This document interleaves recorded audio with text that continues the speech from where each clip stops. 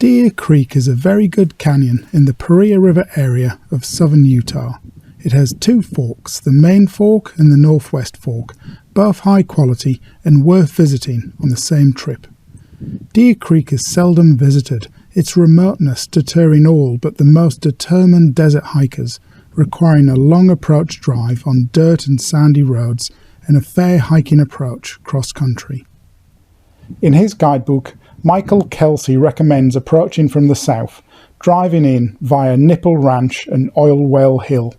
However, we were concerned with the sandy four-wheel drive tracks and our rental car, so we approached from the north, hiking in from Johnson's Saddle and setting up a base camp at Crack Spring on the Paria.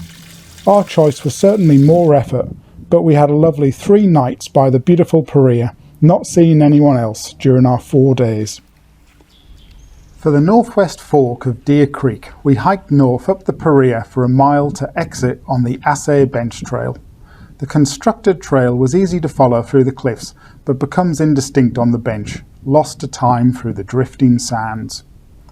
We made slow progress in the soft sand across the undulating bench, heading for the towering cliffs of Deer Range Point. We rested for a while, admiring the view across the Paria to Johnson Hole Canyon with its striking red slot. The northwest fork has 3 upper branches. We entered via the north branch. The middle branch has no slot, while the south branch has a short slot and rappel. Down into some shallow narrows. Oh, and very quickly come to a drop. A couple of cracks for a hook there. I think Mel will hand line down off me. Oh, we've got a hook in there. Use that as a hand line. Looking back at the drop, I admit I rappelled too wide and too high to feel comfortable down climbing. Then the middle branch comes in.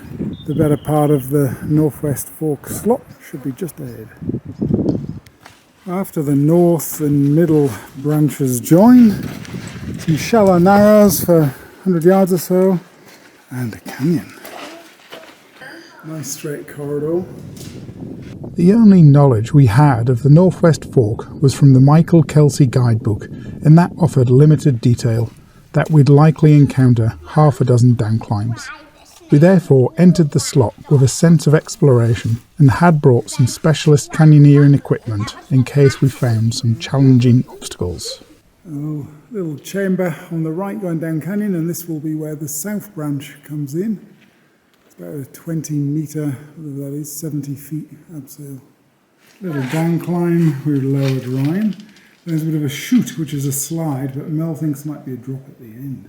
Is it a slide? A slide. You can't use your feet if you like. Whoa! Off the leg! Off the leg! Deer Creek Canyon cuts through the Navajo layer of sandstone with some beautiful rock features throughout. Easy crack and slide down around that drop. The slot of the Northwest Fork is about half a mile long. There are numerous downclimbs, all quite short, albeit some had nasty landings if you fell, so a short rope and natural anchor skills are useful. A couple of the downclimbs are quite wide, thought-provoking in fact, standing at the edge looking down, envisioning the hand and foot placements, then a glance at the landing if you slip. Better study that hand and foot sequence again before committing.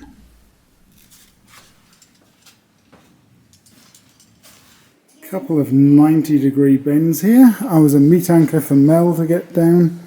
Working out, there's definitely probably use a hook there. I'm trying to work out if I can stretch all the way across. You can see Mel in it. Our solution there was for me to down climb to the edge of the drop and then jump and do a 180-degree turn and then land on the sloping rock platform and get my hands on the wall. It worked. This is a nice slot, narrow and twisting, Lots of fault lines with 90-degree bends. Oh, we got a pothole. That was unexpected. So Mel will stand on my shoulders or something like that to get over the top. There's a shoulder stand to get out of there.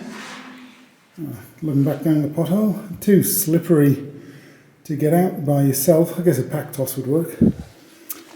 I think Michael Kelsey probably swam across a pool there, based on his description. Lots of 90-degree bends in here with fault lines. That was a meat anchor for Mel's hand line. So I'm going to climb down to the left-hand side and jump.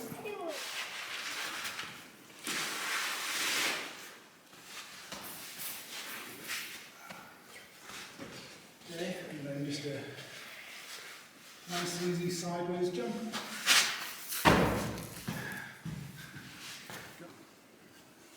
Another narrow section. Finally, the slot gives way to a sandy gorge, very hot in summer.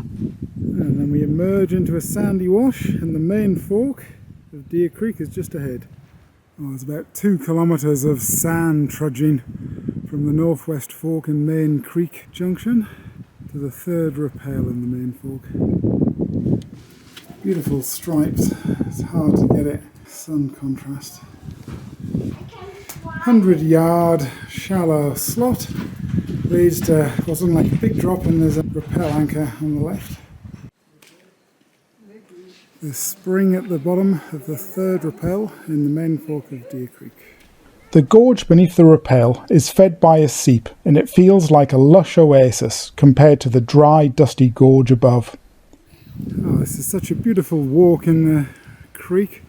After being up on the plateau all day in the sand, dust and heat, so nice to be in the shade.